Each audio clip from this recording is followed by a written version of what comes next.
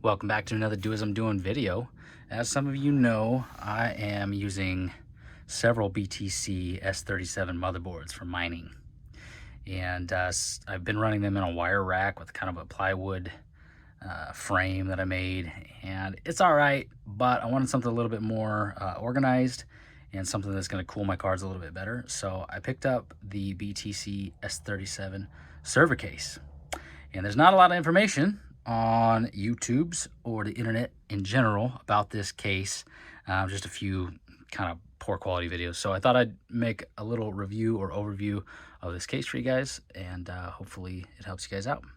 Yeah, so what you're looking at is the front of the server case. It's got a logo kind of embossed on the front of it. Looks like whatever they were using gets a little hot. I don't know, it's kind of like scorched, but nonetheless, nice to have that printed on the front if you're into that kind of thing. You know, all your vents across the front for your cards. The cards obviously blow out that direction. You've got your slot for your power supply right there. Your I/O hole right there for the motherboard. Got some vents on the top of this bad boy to vent out your power supply, or intake rather. You got a handle on the side with some other vents. Got a handle on the other side with some vents that help just circulate. Coming around the back, let me show you. I've got the screws out of this thing, so the lid will come off more easily for you guys. But basically, you've got 4 high-speed fans across the back with the grates on them, so you don't chop your fingers off. If you look at some of the pictures on Amazon or AliExpress or Alibaba, it shows just like a metal cutout grid instead of these wire like grates. I prefer the wire grates. I think it looks nicer over just the metal cutouts. Down below, you've got like a reset power switch, and you got this little knob here, which I'm going to explain what it does in just a minute. I installed that myself, so let's open this guy up. All right, to open it, you've got 5 screws, 1 here, here, and then 3 across the top. I've already got all but 1 out so that I can make this video more easily. So let's take this guy out.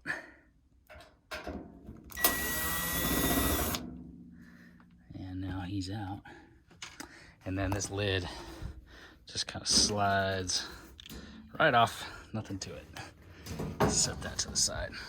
And there's the inside of the case. So, you know, obviously that's where your motherboards, or not your motherboard, your power supply is gonna sit right in that slot. Motherboard standoffs are kind of pre-built into the case, and then from the front end you got your slots there. And it does come with some screws. I used some aftermarket screws as well to kind of double up, because it only comes with enough screws to use 1 hole, which is fine, especially if you're mounting it horizontally. And just to note, one of them didn't come with any screws at all, so you might have to pick some up on your own. It's got this cross brace on here that you can position, you know, in different increments depending on where your cards are and the connectors, right? Because this is going to add stability to the entire frame. It's just got a couple screws on each side, you know, where it slides in and out, or up and down rather. Okay, so just a little bit more stability. And then I'm going to turn this around so you can see a little bit better. Okay, so there are your 4 high-speed fans. Some of the descriptions on the Chinese website say they're violent. I suppose they would be violent if you stuck your finger in one of those guys.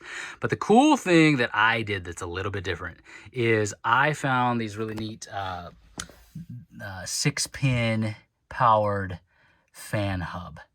Okay. And so what I did is I mounted that guy right there, a little adhesive tape it comes with. And then the only thing I had to do is turn this fan 90 degrees so that fan cable comes up to the side and it can reach right over there. And all of the cabling reaches perfectly across there in that position, right? To where they're just like really neat and tucked in and organized. So they're not going to be, you know, obstructing any airflow or possibly getting tangled up with anything else. They're just tucked away nice and out of the way. So a couple of those I hide underneath and come back up the top. One of them I come around this other side, right? And then they all go into these 4-pin connectors. And there's 8 of them on there. So there's 8 4-pin connectors in case you wanted to run more fans, maybe on the front if you figured out a way to mount them, but 4 should suffice here. And the nice thing about it is it's powered through a 6-pin. So you got plenty of power to run these high-speed fans, which require quite a bit of wattage. The nice thing, the reason I did this is because obviously as a fan hub, it has that knob that we were talking about, right? So the knob, you know, if I turn it all the way down, they'll shut the fans off completely. And then, you know, so on and so forth, all the way up half speed, you know, and all the way to full, and then they're full speed. And the cool thing about that is that when it's wintertime and, you know, you got a window cracked or whatever and it's 30 degrees in your room, you don't need those fans blasting full speed and taking up extra energy, right? And, you know, it might not be very much, but if it's, you know, a handful of watts per fan times however many of these cases you have, that can really add up. So I really like that addition. You know, I had to punch a hole through the case with a, you know, with a drill bit. It's got a, you know, secondary hole. You can see right above the knob, there's that little metal tab that keeps the thing from spinning.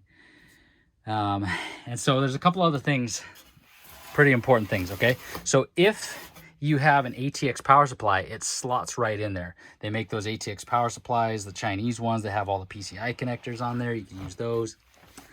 You know, some of them are quite a bit longer, so it has this support, you know, all the way back. But I wanted to be able to use the existing server power supplies that I already had. So I had a real conundrum. How do I mount those things in there? I had to come up with something on my own. So let me show you that just 1 second. Okay, so like I said, I wanted to be able to use my server power supply in this guy, right? So I actually wanted to be able to use 2 of them. If I had one, you know, 1500 watt or 1200 watt, then it'd probably be a lot easier. I probably could have just built a platform across here for it to sit on. But I don't. I've got, you know, I've got 2 750 watt for all of my rigs. And so, you know, there's no really good way to mount these guys, right? So you can see they don't fit through there this way. You know, you can't really stack them in here because then, you know, your breakout boards are going to be all tweaked, right? Thought about doing them like this, but then your breakout board cables are going to go right into the wall here or the side of the case. So I had to come up with something a little creative, and that is this bad boy. So this guy is a 3D printed bracket for these power supplies, right? So don't mind the 2 different colors. I ran out of filament.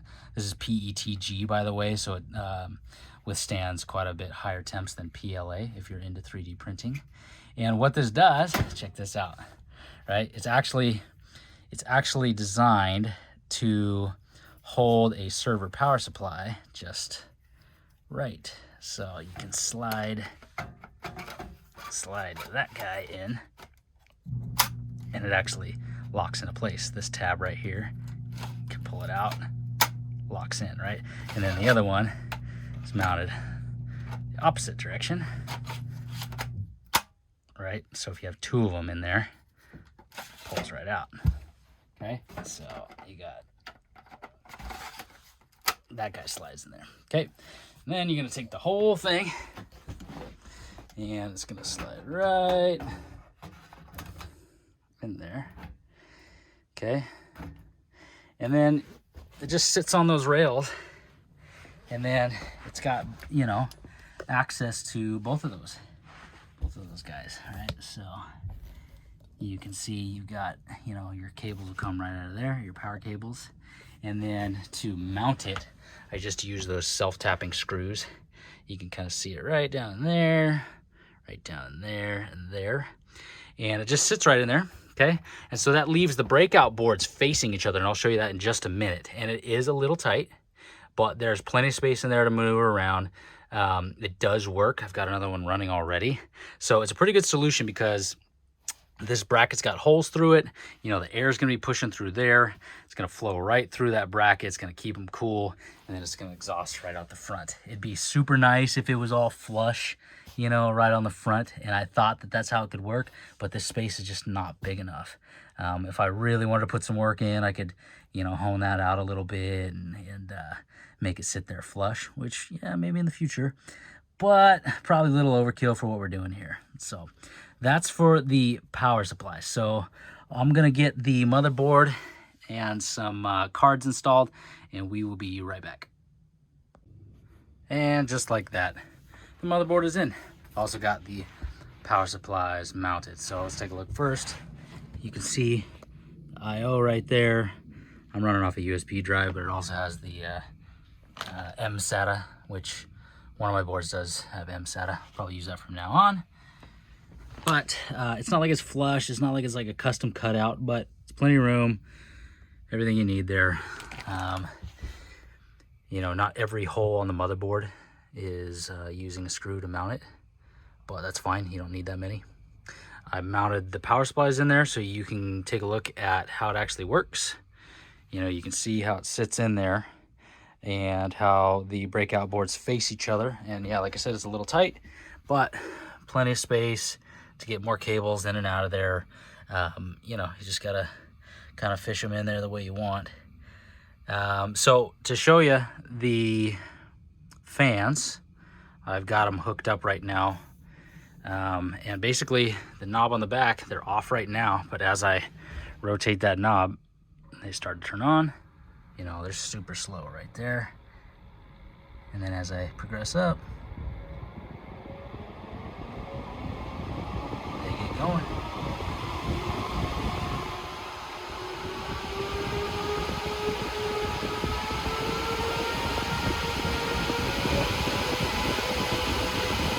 All right, so there's full speed right there. And this thing is cranking out air.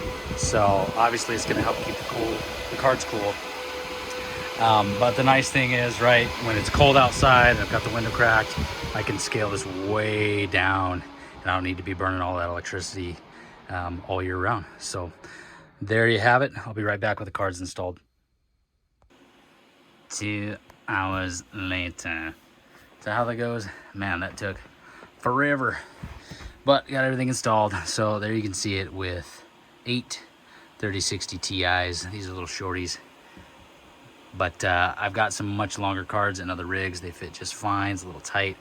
It took a while because I wanted to figure out the routing of all the wires with the splitters and all that to make sure I'm not obstructing airflow too much. So you can see it's pretty open, pretty good channels across all the cards. You can see good space in between each one of them. That would be different with thicker cards, but again, with these fans that I got this fancy knob on, let's turn those suckers on. I mean, it doesn't matter how thick they are, it's gonna push the heat out of there. So pretty neat. To wrap this up, guys, I'll put a link to this case in the description. I'll put a link to that fan hub controller dilly-dally. I will put a link to this 3D printed power supply bracket that I made. It'll be on Thingiverse if you want to print this. And what else? I think that's it, guys. Appreciate you guys watching. Let me know if you have any questions. I can answer them in the comments down below. And until next time, continue to do as I'm doing. Peace.